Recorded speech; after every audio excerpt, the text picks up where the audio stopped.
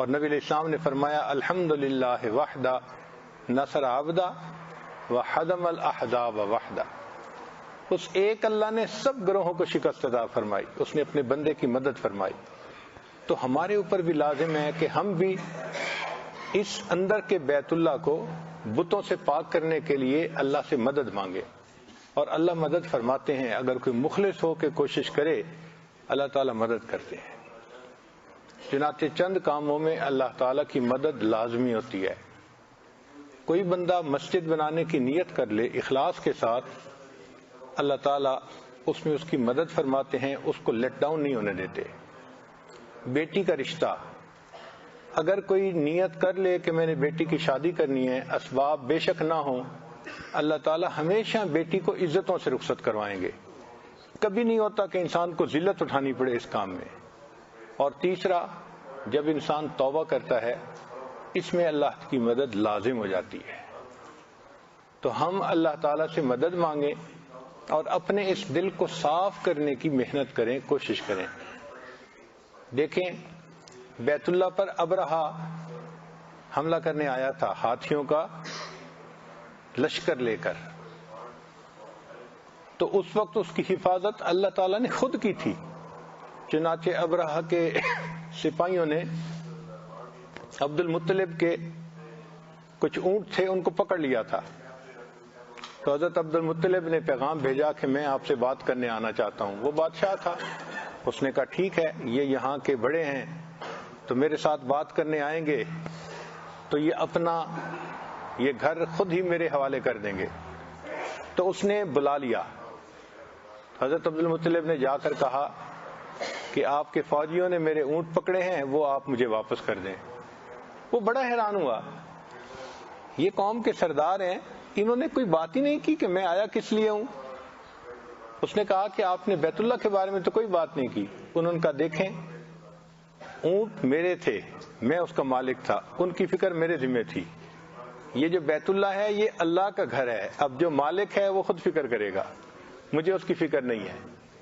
چنانچہ پھر اللہ تعالیٰ نے خود بیت اللہ کی حفاظت فرمائی۔ ہاتھیوں کے لشکر کو اللہ تعالیٰ نے ابابیلوں سے تہس نہس کروا دیا، کھائے ہوئے بھوسے کی طرح بنوا دیا۔ اب یہاں پر مفسرین نے عجیب نکتے لکھے ہیں کہ اللہ تعالیٰ نے ابرہہ کے لشکر کو پرندوں سے کیوں ہلاک کروایا؟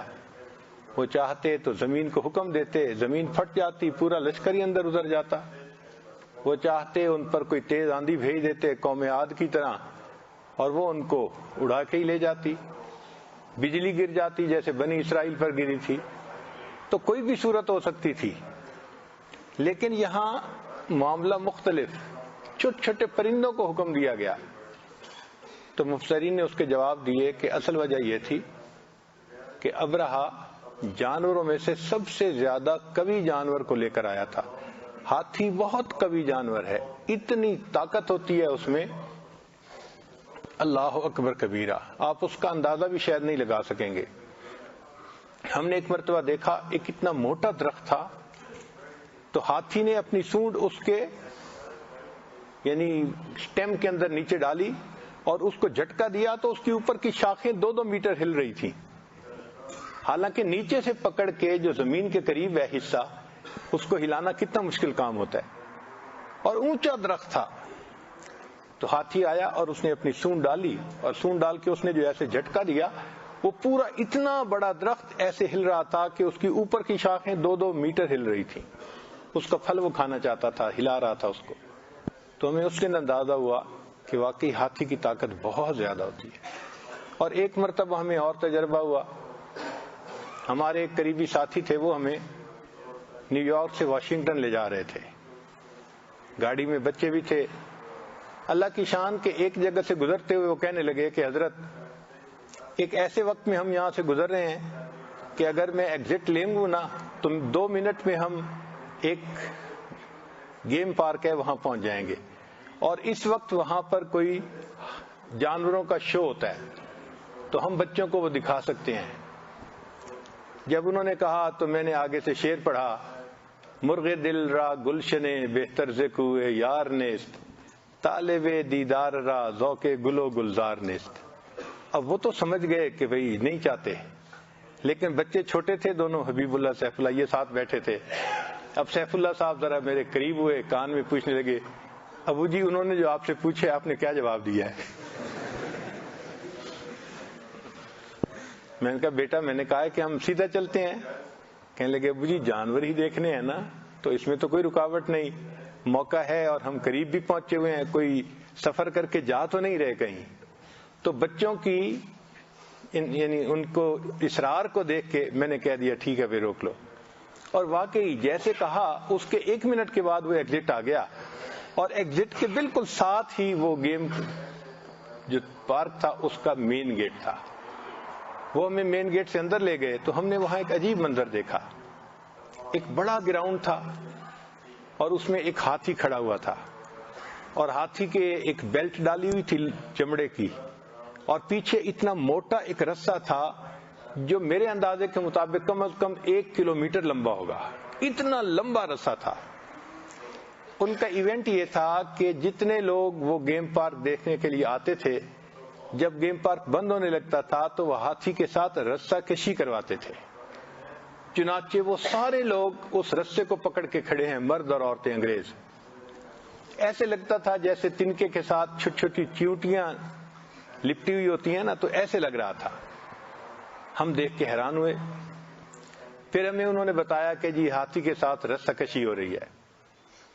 اب جو آدمی تھا وہ اسپیکر پہ بول رہا تھا، اس نے کہا کہ دیکھیں یہ ایک ایونٹ ہے، ہم نے ہاتھی کو بیلٹ ڈال کے رسی سے باندھ دی ہے، اب آپ نے اس کو پیچھے کھینچنا ہے اور آپ کو ہاتھی کھینچنے کی کوشش کرے گا.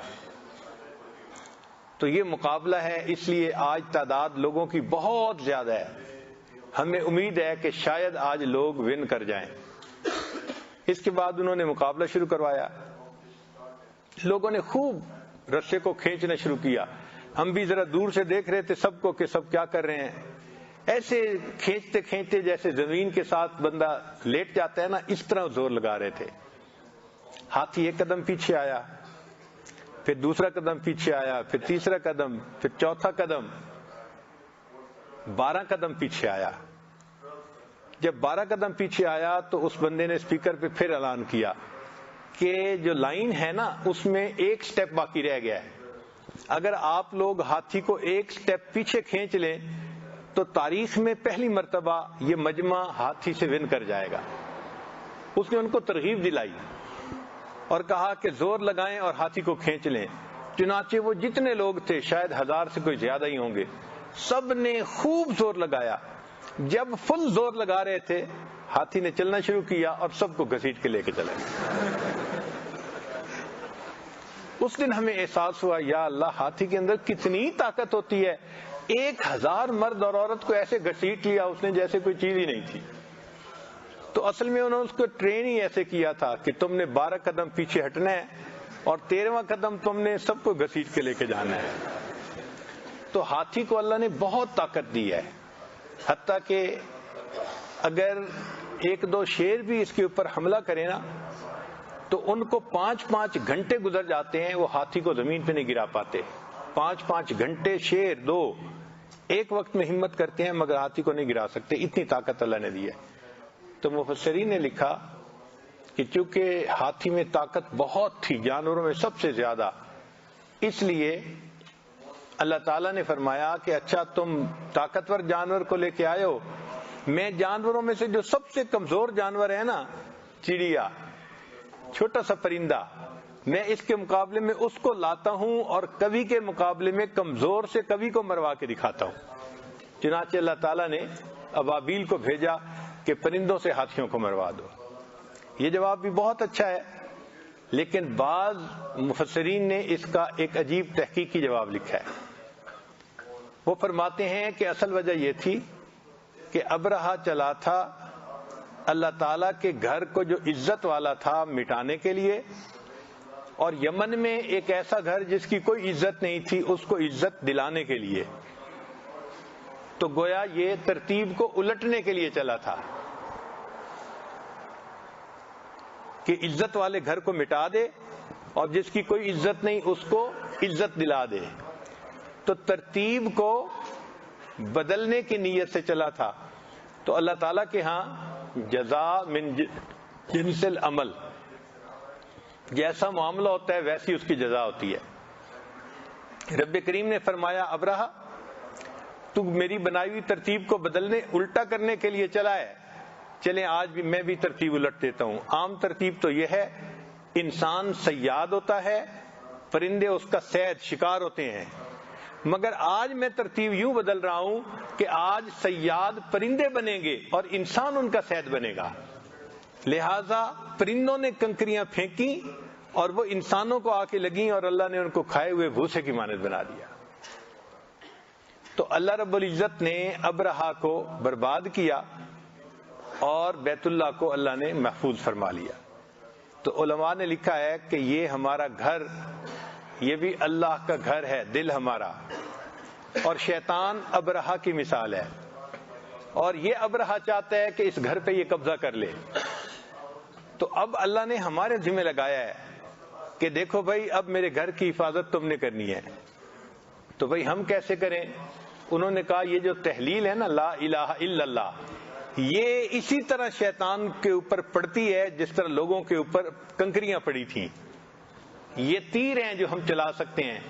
تو ہم لا الہ الا اللہ کی ضربیں لگائیں، شیطان اس گھر کو چھوڑ کر بھاگ جائے گا اور ہم اس گھر کی حفاظت کرنے میں کامیاب ہو جائیں گے. اب دیکھیں جو مسجد ہے اس کو تو ہم سب صاف پاک رکھتے ہیں، یہ دل بھی تو مسجد کی مانند ہے، اس کو ہم صاف کیوں نہیں رکھتے؟ دل میں دیکھیں تو دنیا جہان کا گند ہم نے دل میں بھرا ہوا ہوتا ہے.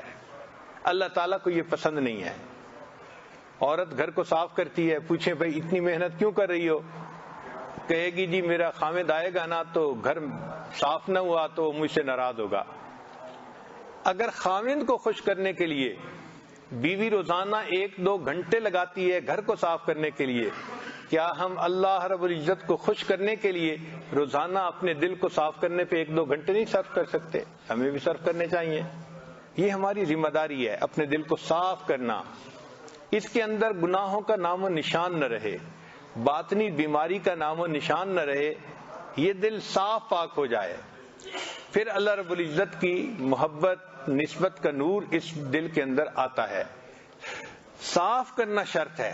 جب تک یہ دل اغیار سے خالی نہیں ہوگا اس کے اندر اللہ کی محبت نہیں آئے گی. غیر سے خالی کرنا ضروری. بھئی دیکھیں اگر کسی بندے کے گھر میں کوئی غیر محرم آ جائے تو اس کو کتنا غصہ آتا ہے کہ اس کو کیسے جرأت ہوئی یہ میرے گھر میں آ جائے. یہ شیطان بھی اسی طرح ہے. اللہ تعالیٰ نہیں چاہتے کہ اس شیطان کا میرے بندے کے دل کے اوپر قبضہ ہو، اور ہم الٹے سیدھی سوچوں میں لگ کے شیطان کو بھرپور موقع دیتے ہیں کہ تم ہمارے دل پر قبضہ جماؤ جتنا جما سکتے ہو. یہ ہماری غفلت ہے، کوتاہی ہے. اللہ تعالیٰ ہمیں اپنے دل کی حفاظت کی توفیق عطا فرمائے.